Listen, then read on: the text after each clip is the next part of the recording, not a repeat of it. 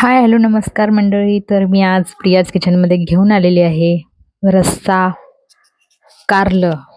तर हे रस्सा कारलं खूप टेस्टी लागतं. तर मी ते कारले घेतलेले आहेत अशा फोडी करून. हे मी 10 मिनिटं मीठ लावून ठेवल्या होत्या आणि मीठ लावून ह्याला थोडंसं पाणी सुटल्यानंतर ते स्वच्छ धुवून घेतलेलं आहे, जेणेकरून याचा थोडासा कडवटपणा कमी होईल.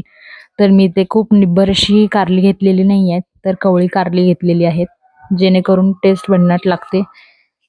तर इथे मी कढईमध्ये तेल घेत आहे आणि ह्याच्यामध्ये मी जिरे मोहरी घालत आहे.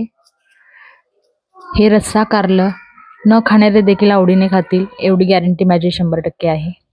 तर बघू शकता इथे अगदी गरमागरम भाकरी आणि हे कारलं खूप मस्त लागतं.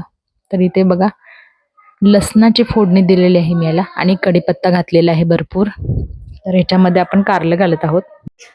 तर हे कारलं छान तडतडल्यानंतर तेलामध्ये ह्याच्यामध्ये आपण मसाले ॲड करणार आहोत. तर सगळ्यात आधी मी इथे हळद घालत आहे. खूप जास्त मसाले नाही आहेत, फक्त काळा मसाला आहे. तर इथे मी हळद आणि हा काळा मसाला हे 2च मसाले ह्याच्यामध्ये आपण ॲड करणार आहोत.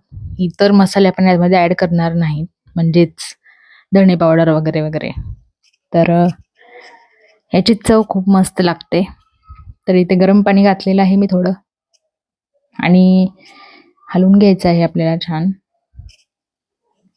बघू शकता तुम्ही त्याच्यामध्ये चवीनुसार मीठ घालत आहे मी आणि मेन इन्ग्रेडियंट्स म्हणजे लिंबू. लिंबूमुळे याची चव खूप भन्नाट लागते. काही ठिकाणी चिंच गूळ घालतात, तो देखील घातला तरी चालेल, पण मी ते लिंबू घालते आहे आणि गूळ घालते आहे. लिंबू आणि गूळ ह्याचं कॉम्बिनेशन ह्याच्या भाजीमध्ये खूप अप्रतिम दिसून येतं. तर छान हलवून घ्यायचं आहे आपल्याला. तर झाकण ठेवून आपण थोडं शिजवून घेतलेलं आहे आणि नंतर आपण शेंगदाणा कूट ॲड करतो ह्याच्यामध्ये. तुम्हाला ज्यानुसार कन्सिस्टन्सी हवी असेल ह्याची पातळ किंवा थोडंसं घटसर, तर त्यानुसार तुम्ही कूट वापरू शकता.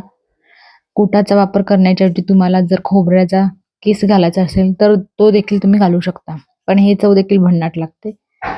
तर अशा प्रकारे आपलं हे चमचमीत झणझणीत रस्सा कारलं तयार आहे. अप्रतिम लागतं.